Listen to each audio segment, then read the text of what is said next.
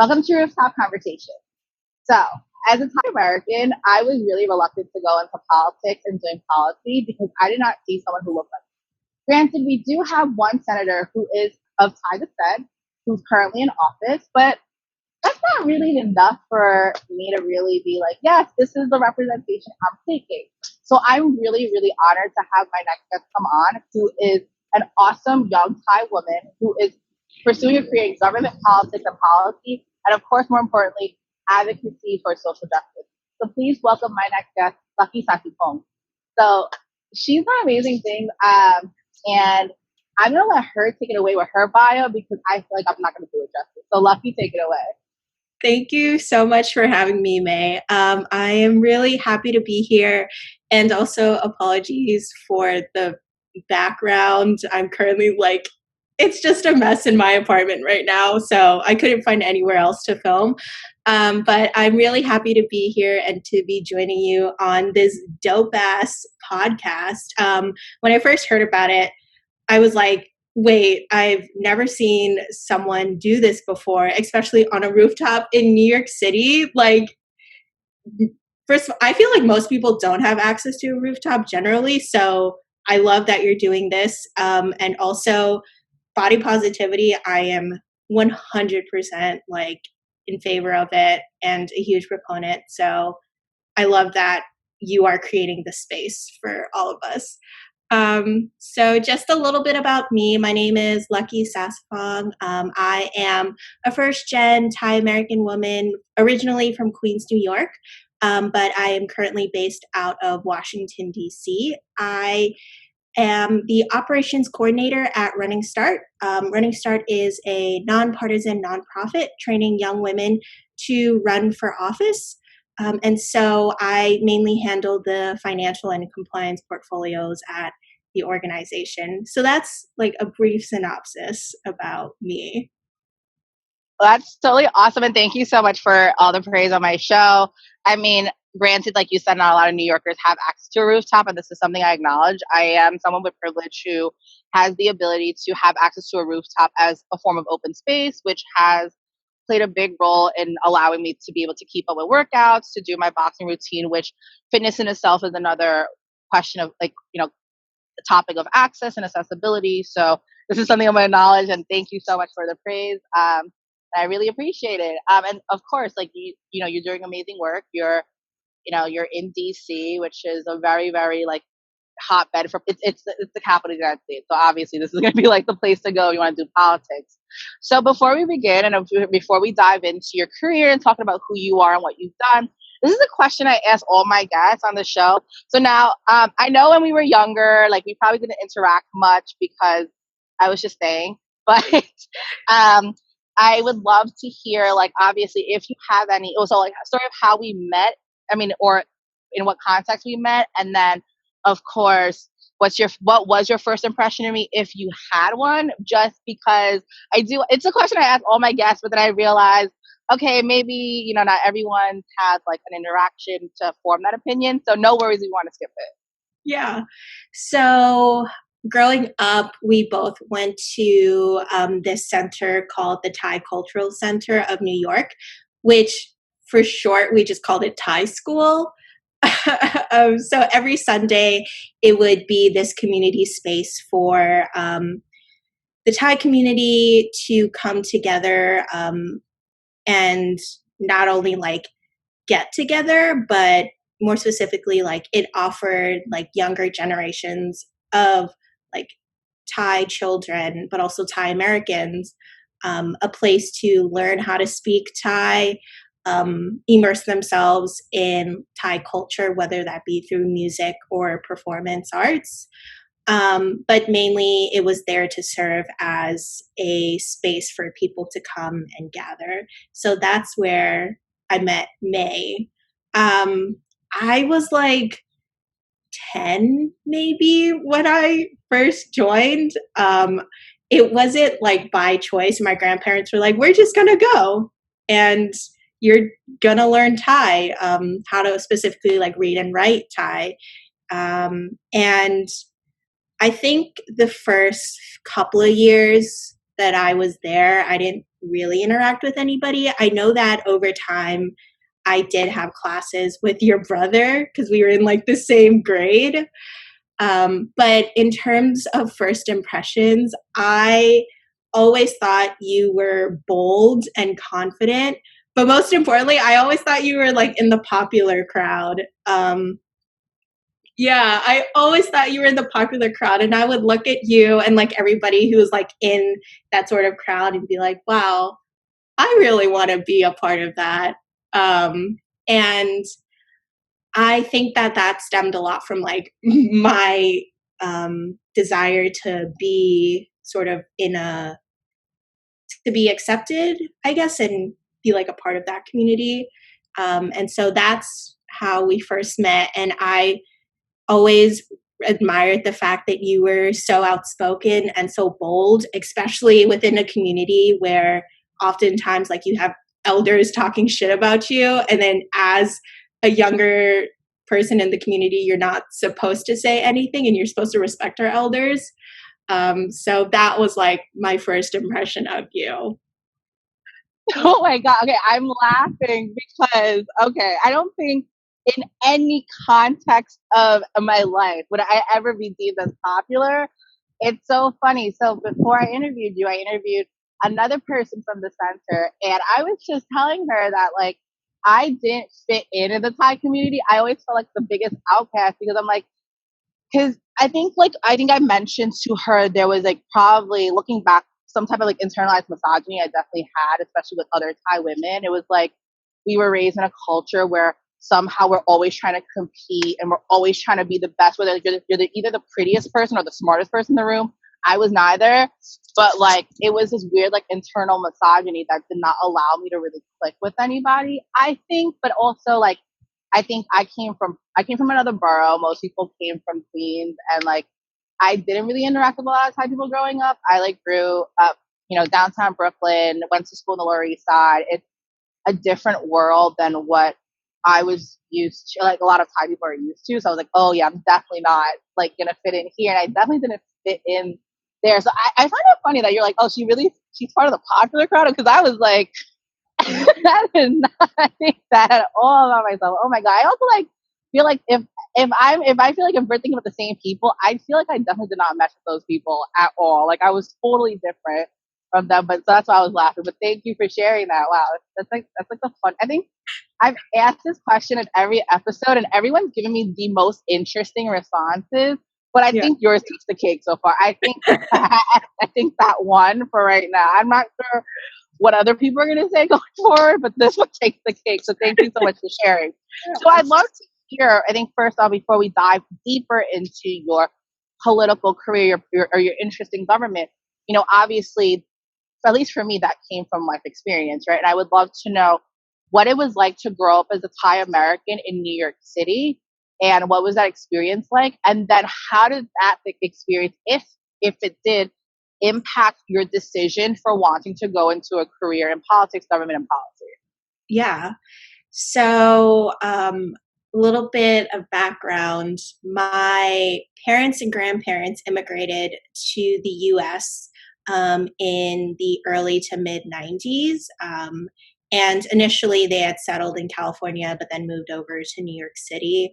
And so growing up, I grew up in like one of the typical like Thai American households, where the focus was for me to go into a STEM, or to go into like, what was it, pharmacy, like one of the STEM fields really. And it really was an interesting time growing up in a household where I grew up with my parents and my grandparents, because ideologically they're very different.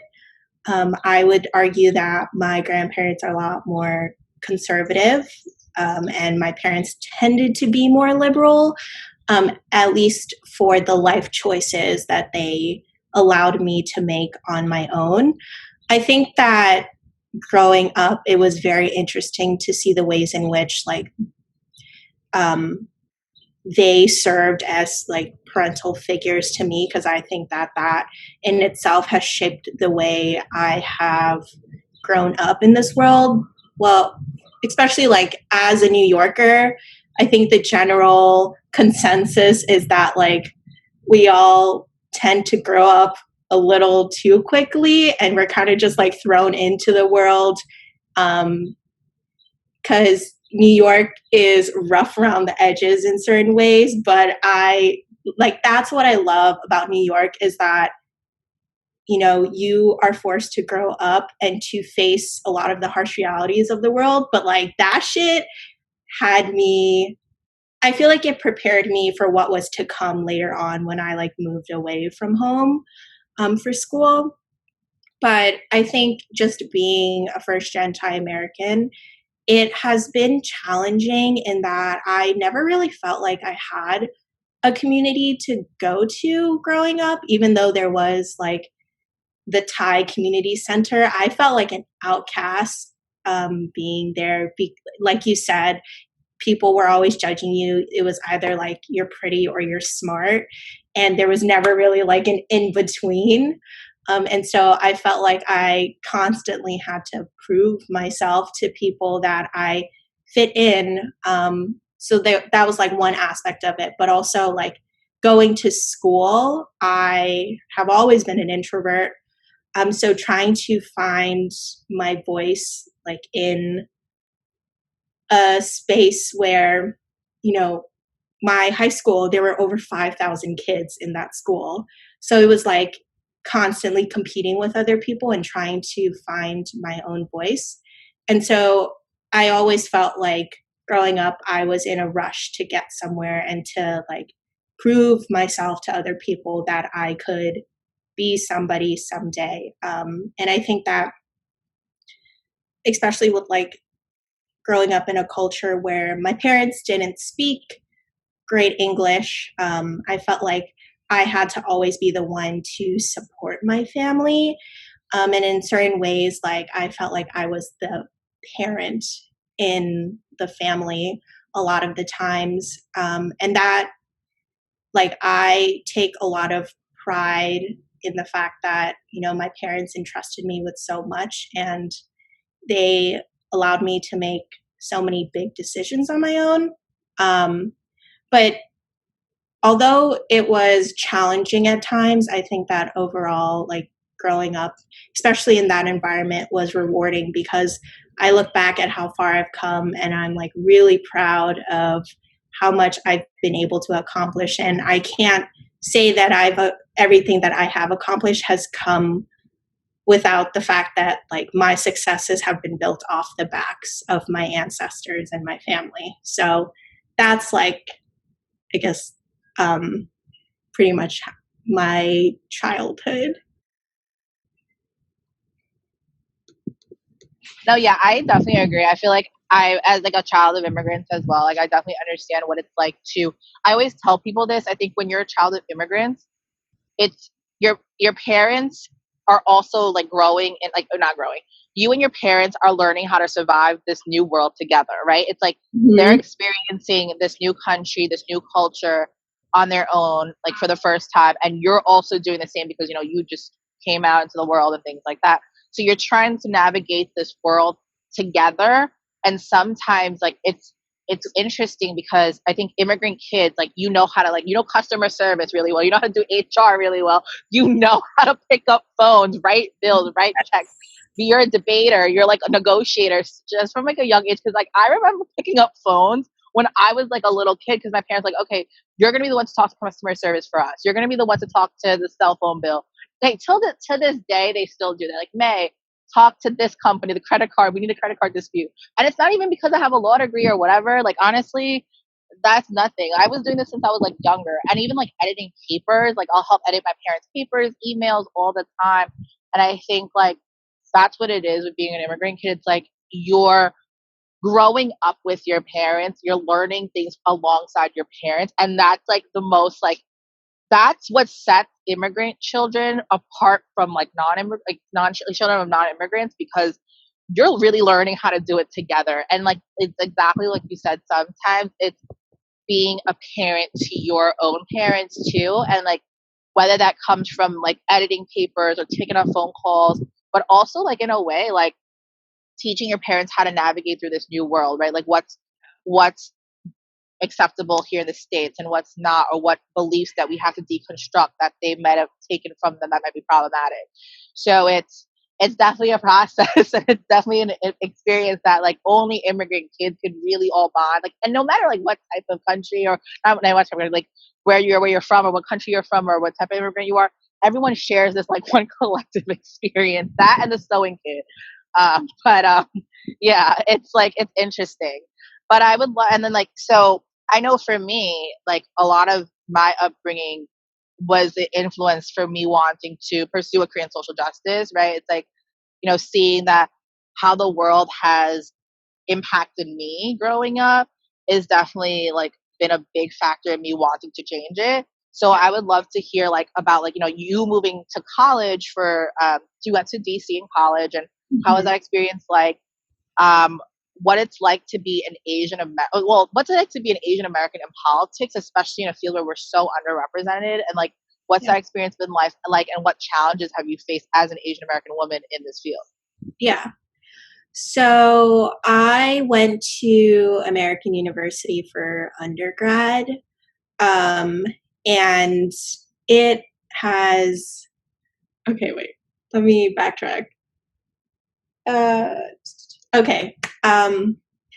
So I went to American University for undergrad, and I think my decision to even like choose to go to AU, but also choose to pursue a career in politics, it stems a lot from like, one, I was never I never excelled in like science or math, and I knew off the bat that like I would never pursue a career in those fields. So like that got thrown out the window. But I also felt like growing up growing up I had been characterized a lot as like the selfless person, or like the mother of the friend group, because I always cared about a lot of people and like their well-beings. And so for me, I think that translated into the ways in which I wanted to pursue a career that allowed me to help other people. I knew that I didn't want to go into law specifically because I didn't have any passion for like reading legal jargon or like analyzing text. And even for work today, like nowadays I do that and I'm like, this shit is hard. So major props to people who go into law. But I think that like for me, I knew I wanted to be in a field where I could help people. And it wasn't until my like later years in high school when I realized that I had a genuine interest in history and like the social sciences. And I always felt like going into those classes, I was getting something out of it. And so I like did a summer program through this nonprofit called the Junior State of America. And pretty much that's when I learned that debate is awesome. And then being able to talk about different issues, like political issues that matter to you, is really fucking dope. And so I think that's when I realized that I wanted to do something that related to politics, not quite sure what yet, but at least that was the route I would pursue growing up. And I mean, my parents and grandparents always had Thai politics on the TV all the time. And so that in itself influenced what I wanted to do. And so then I moved to DC for undergrad, and initially was going to do a double major in political science and international relations. I decided to just do poli-sci my freshman year, and then eventually I added women, gender, and sexuality studies as my second major, because I realized that political science, like in general, didn't interest me in the ways in which like women, gender, and sexuality studies did. I think political science tended to be more technical and very like cut and dry. And I felt like in those classes, it was very like Socratic. Like my professor would talk down at me, but in my like gender and sexuality study classes, my professors would interact with me and really help me build upon like my own understandings of my identity. And so for me, I guess poli sci was like that technical field or that technical degree. And then the other major was like the degree that fulfilled my passions. And then like through being at AU, I also was able to be a part of the broader like AAPI community on campus. And that's what really like propelled my interests in social justice and activism. And that like being at a predominantly white institution like influenced the ways in which I like conceptualized myself as a first gen Thai American woman, but also that really helped me figure out like what I wanted to do with my career. I think that really influenced what internships I purposefully sought out, but also what jobs I sought out post grad. Um, yeah. Yeah, thank you for sharing. And I feel like definitely, I agree with the whole. It's like I didn't realize it because like so when I started to like switch majors from bio to whatever I did in undergrad, but like I did a weird major in undergrad, but anyway, I decided to like pick a minor that kind of suited my like interest, and I did think about like a poli sci minor, and it was super technical, super dry. I didn't really want. Okay, I don't really care about what white men had to say about government. Like, I mean, you've already like destroyed half of it, most of it. I wasn't interested. I was like, no, not for me. But I like do. So I did public health instead as a minor, and just because I have some background in like HIV/AIDS advocacy work, and I realized like those classes definitely did enrich me more. I agree. I think like a women's and gender studies courses it is more like interactive. You get to hear more about the social component, and I agree, like without the social component politics wouldn't exist, right? Like I feel like the point of learning about like so and so system and like all of that, it's like kind of BS without having the social context to uplift it. So shifting gears, you said a lot of your minor really influenced or at least like propelled your interest in wanting to do more AAPI work and advocacy, and of course an interest in social justice. And I know you do great work with the Asian Pacific Islander Domestic Violence Resource Project, and I would love to hear about your experiences there, and also why this work is crucial, especially amongst AAPI communities, and also especially now with COVID-19, many folks may not have safe homes to go to, and like there might be an abusive situation or their abuser might be home. And it's just interesting to see this type of work done because I know domestic violence is something that's kind of stigmatized amongst AAPI communities. It's like, okay, keep things in the family a secret, right? Keep things internal. Don't talk about it. But it's like, how are we going to get, so that's why a lot of people are afraid to like report things in the family. And I see like AAPI communities are so like familial based, right? Everything's like within the family comes first. So I'm really great that this project is a thing and it is an advocacy group that's specifically for survivors of domestic violence who identify as Asian or Pacific Islander. And I would love to hear about your experience about that. Yeah. So I am a volunteer for DVRP, which, as May said, it is the Asian Pacific Islander Domestic Violence Resource Project. They are an organization based here in the DC metro area. They, since 1996, have been providing resources to survivors of domestic violence, but also of sexual assault / sexual trauma. And why this cause is so important, not only for the greater like AAPI community, but for survivors specifically, is that, I mean, historically, I think if we look at the ways in which Asian communities center family dynamics, oftentimes it's very heteronormative, and women tend to be put in a place where they're not allowed to speak up. So, in the event that they are abused or anything violent does happen to them, oftentimes women don't have not only like the capability, but they don't have access to go to specific institutions or community centers that will allow them to safely and freely talk about what's happened to them. Like my mom and my grandma growing up, they always told me, you know, your family comes first. Like you should never do anything that will embarrass or hurt your own family's reputation.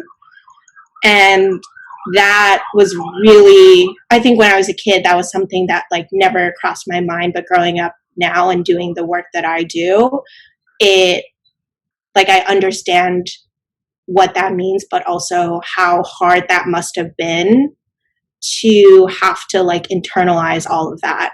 And especially like knowing that like a lot of API women, especially if they immigrate to this country and their immigration status is so deeply tied to their partner's you know, like their partner's immigration status or them having citizenship. Like there is so much at stake. And especially when you fold in like having children into the mix too, it just becomes such a complex situation.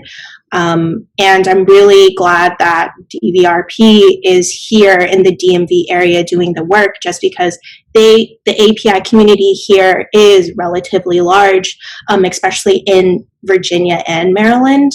And so like them being here, being able to offer resources, and these resources look different. For example, they will host art therapy events, or they will host different fundraisers to provide resources, whether that be shelter, food for all of these women and their family.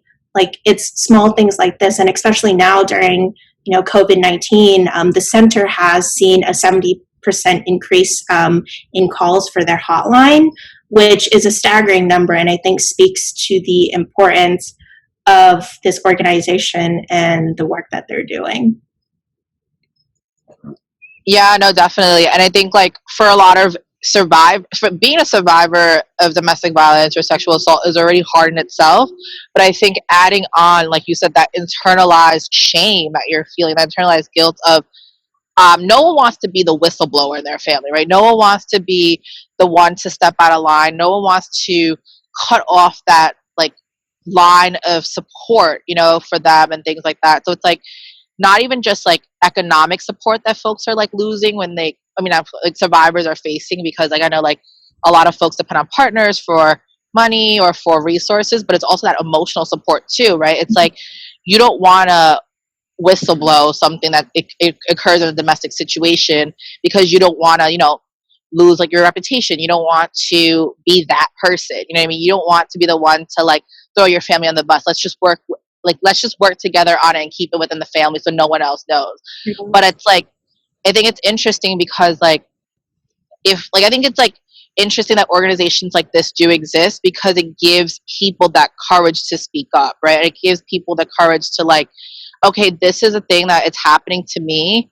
And like organizations that do this, especially like ones that target AAPI communities, it's like, okay, I'm not ashamed to seek help, right? They're here to help me. It's okay to, speak out or to seek help. It's okay because, and it's like, it kind of normalizes like seeking help or seeking resources in a way. And like, I was going to say, I had a point. I'm totally like blanking out on this right now. I was like, it was like a point to something you said, but, what I was going to say. Oh, yeah.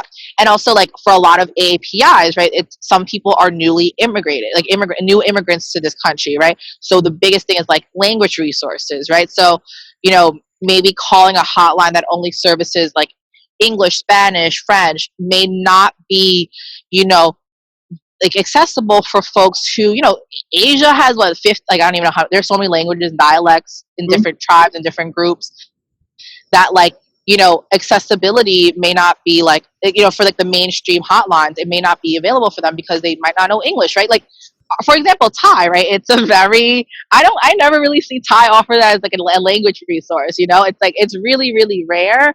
Mm-hmm. In New York, we do a better job where we have included more Asian languages. Like we have Mandarin, Japanese, Korean, Bangla, like the Bengali language, and then Arabic and Urdu, which is pretty diverse. But like, let's say I'm a Thai immigrant, right? I need help.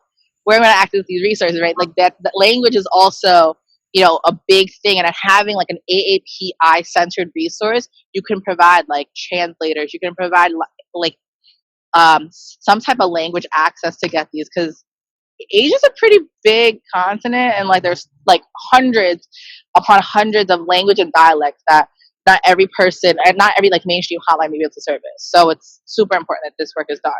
Yeah, definitely. Yeah. But yeah, and like, so it's like really sad, and it's like sad to hear that, like you said, 70% it has gone up since COVID-19. Like that's really, really triggering and really, really telling of a story that's like, not everyone has access to a safe home, right? Like stay inside orders can be harmful for a lot of folks, right? It's not as easy to just stay at home during a pandemic. There's, and like people aren't, like home may not be the safest option for people. So from your experiences and your advocacy work, how can we support survivors during this pandemic? Like what can we do, especially folks who are in positions of privilege and safety?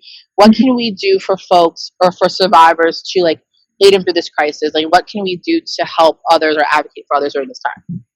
Yeah, so at least for DVRP specifically, one of the best ways to support survivors is to provide donations, specifically if you are in the financial position to be able to give a little bit of your income to organizations like this one. Donations during this time, they go directly to the survivors, whether that be providing them with shelter, providing them with food, or just like even helping getting them the resources that they will need in order to make sure that the situation that they are in now is safe for them to be in. Because during this time, I think a lot of people are like, they don't have the ability to go out and to work, and working from home is 100% a privilege, and not everybody is like has that ability to do so. And especially with women who have children that they need to take care of, who are home during this time because schools have been closed. I think that in itself shows that, money or donations through money are a way to support other people. And I think that like that is one of the biggest ways that you can help survivors. But also a lot of the times, DVRP specifically, they have been hosting a bunch of online events, and through that, they are creating spaces where survivors themselves can share their own stories through artwork, and other times they are doing specific fundraisers by showcasing like different aspects of API culture. So being able to participate in events, if you have free time, that also serve as fundraisers is helpful. And if, at least for DVRP, if you want to volunteer with them during this time, they have ample opportunities for you to do so virtually, which I think is another great way to offer your help. So those are just like a few of the many resources or ways that you can help organizations like this one. Thank you so much for sharing. And definitely I will take all the, Lucky and I will talk about, numbers to call and like places where you can donate. I will definitely put all that in the bio and the video description below for you all to donate, and definitely mutual aid is super important during this time. So thank you so much for sharing. You brought up something about events, and I think that's like pretty awesome that people are putting on virtual events for survivors. I think goes back to that feeling of like lacking community and lacking support. It's super important that DVRP is providing space, a safe space for survivors to still have that meaningful community, especially during this time. Everything's done virtually, and it could be kind of difficult for anyone to maintain those connections and maintain that sense of being together and being supportive. So it's awesome that DVRP is putting these events, and they're AAPI centric, and I think for a lot of Asian folks and a lot of Pacific Islander folks, culture means a lot for us, and it's that support and those type of that type of programming is so meaningful for a lot of us. So I think that's great work that you do. I'm going to shift gears a little bit. You mentioned that you currently work at Running Start, which is a nonprofit that works to put more women into public office. So, I think I would love to hear about, how can we get, because I know for a lot of AAPI folks, there's not a lot of us in government, overall. I'm not sure, and this is probably from my own personal experience. I don't know if it's because of cultural thing, like you said, STEM tends to be more heavily focused because I was the same way. My parents, my dad specifically wanted me to be a doctor. They got me, and I can't even add right. So it's yeah, but I think I don't know if it's because there's that heavy focus on STEM, and because STEM is profitable, and of course immigrant parents want to create that generational wealth and all of that, or if it's systematically that Asians aren't, or Asians or Pacific Islanders aren't entering the pipeline, or I'm not sure what it is between the two, or maybe a mix of both. So first, I would love to hear what is that barrier? What do you think from your experience working at Running Start? What's the barrier for that, or the challenge that Asian Americans and not Asian Americans, but Asian and Pacific Islander folks are facing when it comes to being in government, being in politics, policy, or even just running for office in general? What do you think that biggest barrier challenge, and how can we influence more AAPIs to become more involved in this field and to become more, even just voting or filling out the census and things like that? How can we engage with people more, engage or increase civic participation among AAPIs? Yeah, so I think the question of, why aren't there more AAPI folks, interested in this specific sector or even running for office? I think there are many reasons why, but I think one of the biggest issues with the lack of representation in these spaces has to do a lot with the role model effect, but also the lack of seeing people who look like you in these positions. I think that for a lot of us, growing up, we weren't told that we could be a part of the political process. I think, at least for me growing up, my family was always in survival mode, so I didn't even know that being a part of the political process as an American citizen was even possible. And so I think that with a lot of people coming from backgrounds where, politics was never something that was stressed, it never became apparent to them that they could pursue a career in a field that was non-STEM related, specifically relating to politics. And so when it comes to the political pipeline, specifically for the AAPI community, I think over time it has grown, and mentorship in itself is something that is significantly impacting positively the ways in which younger generations of AAPI folk are pursuing these careers. But also, I think it's a matter of the organizations that are out there trying to get more people, especially AAPI, people of AAPI descent, to get involved.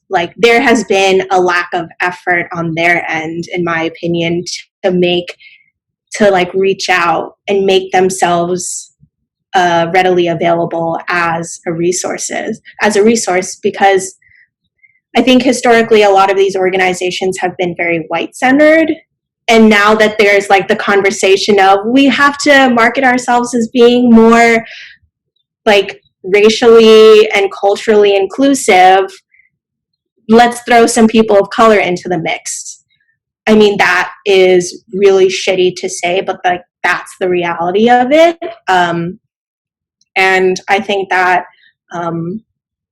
there are organizations right now who have great intentions and want to really see an increase of, you know, younger generations of specifically like Asian Americans and Pacific Islanders getting involved in politics, and think that there are many of them out there that specifically help the API community who are like doing this great work and pretty much showcasing to them that, you know, you can get involved in politics. And so that's like one of the ways in which, you know, we as like individuals identifying as API can get involved. But I think something as simple as like reading the news or like registering to vote, those two things I think in itself are like small actions that people can take in order to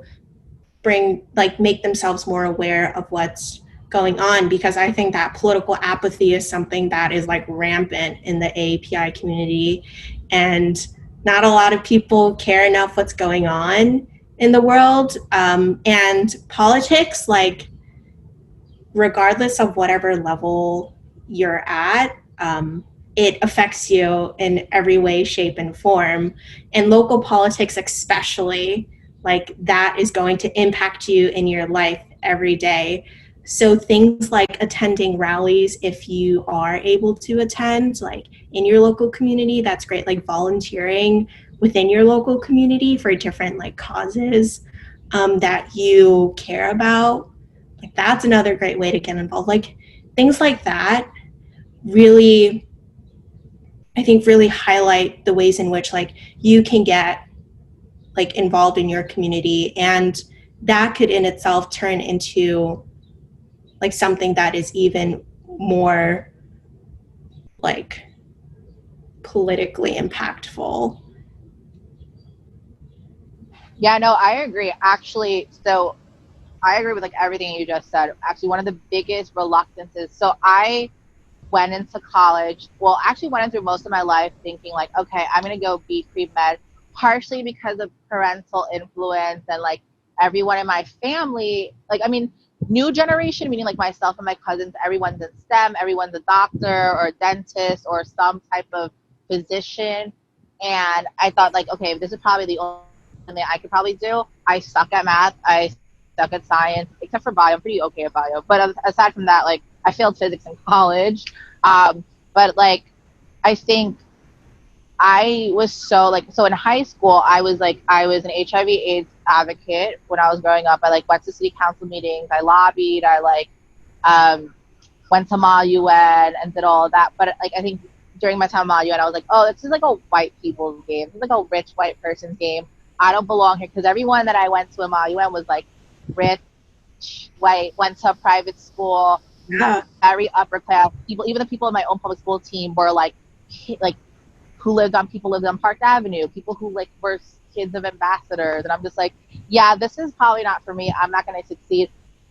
Let me do something where at least I have representation in, because I do know Asian. My position at the time was an Asian doctor. I have cousins who are doctors. There is some semblance of me in that field. Let me do something, because if I take a risk and do politics, I'm gonna look stupid because I'm probably gonna fail anyway. Not like I don't look like anybody, but nor do I act like anybody, because clearly, like nothing about me screams politician. I don't really think anyone politically would ever be up on a rooftop wearing a bright red sports bra filming anything. But like, yeah, I think like a lot of it like is representation, and like obviously it took me to like bite the bullet. Like it took me failing to be like, okay, maybe gamble at politics, maybe do that. But even like as I'm going into my career, and even now, so like people are always like, May, would you want to run for office? I have severe imposter syndrome. Like, so right now in 2021, a lot of the city council seats in New York are empty, and everyone's like, May, give it a try. Just do it. Just run for office.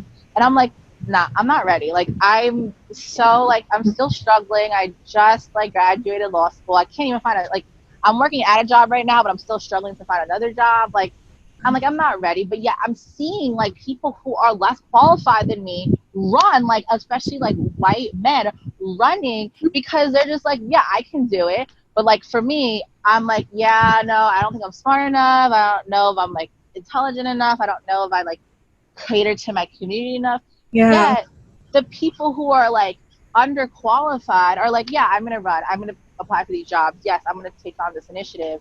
And it's like, okay, like really? Because they've had like, I think a lot of people, it's like there's been what 44 white male presidents. They've seen that, right? They've seen their representation. They know they can do it. But I feel like for someone like me, I have yet. I mean, yes, there is one Thai, a senator of Thai descent, but it's like one out of what? How many senators? 50? Like, no, you know what I mean? It's and like even in New York City local politics, right? There's two members of the city council who are of AAPI descent, and one is a woman. So it's like out of 50 to 51 members in the city council, only two are AAPI, and it's like, do I really? I don't think the numbers are slim. Like I don't think I would win. So yeah, I definitely agree. I think representation has a lot to do with it. And like, thank you for sharing all that advice. Yeah, voting is a big part. Political apathy is huge, especially in the AAPI community. I think it's like survival mode. Like everyone's just like, this isn't important. Like, who really cares about this? Nothing's really going to happen. The government's corrupt. I think it also comes with like a lot of a lot of Asian immigrants do come from countries where, not saying this country is not full of corruption, because I have a lot to say about corruption and how seedy the government is in this country, but I think it's more I think it's more visible and more explicit in other countries. So I think there's already that distrust of government for a lot of immigrants. I'm going to say that, but yeah, I think I agree, and like I'm really, really glad that you're one of the few Thai people that are doing this work, that is someone like, forget it, you're busting through all the gates, like forget, like, like, you're just like, whatever, who cares what they say, I'm gonna do it. And I really respect you for being so brave and being so courageous and being so like adamant about your place. And yes, taking up space is so important. So we're coming up on our like hour, and like this always happens to me. There's like all these interesting conversations and I'm like, oh, sorry, I have to cut it, I'm so sorry. But IGTV sucks. They only allow me an hour. But I just wanted, before we close, is there anything that you would like to promote, especially like DVRP related, or anything of yours that's personal, like, like your Instagram or your LinkedIn or something? This is your time to share, like, whatever you would like. And I'm going to add all the information on your in the bio, the video description below. So 2 organizations specifically that I really want to highlight are, one, DVRP. Please consider donating to them, not only now, but at any point in time, just because the work that they do is crucial, especially for API survivors. And the other organization is APACS, which is the Asian Pacific American Institute for Congressional Studies. I owe a lot of my successes in my career to them, and they really are at the forefront of building that political pipeline for the AAPI community. And so if you are a student in college, in high school, or even post-grad, they have a plethora of opportunities for you to get your foot really in the door in the field of politics. And so please look on their website for whatever opportunities that they do offer, but also consider donating, just because they are one of the few national organizations doing the work that is pretty much helping get more APIs into politics. Well, perfect. Thank you so much for sharing. I think those are 2 great places to definitely introduce to my listeners or viewers.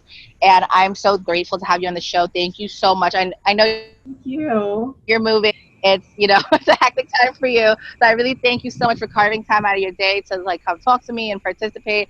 I really appreciate it. Thank you for all the work that you do.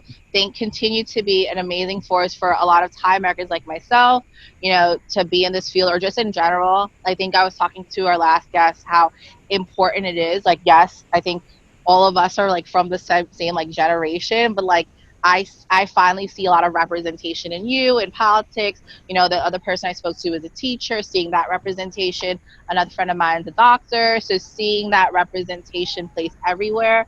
Kind of like, yes, we're all from like we never used to talk in Thai school, but like the one thing that unites us is like this like this common goal of like, yes, we want to improve ourselves, but we also want to improve like for society for the better. So thank you so much for coming. I'll see you. I'll definitely, you know, I hope to see you soon, and like I wish you the best of luck, and I hope to see you in office one day. Like I'm, yes, like if I, you got my vote, if I could vote for you. Hi. Bye.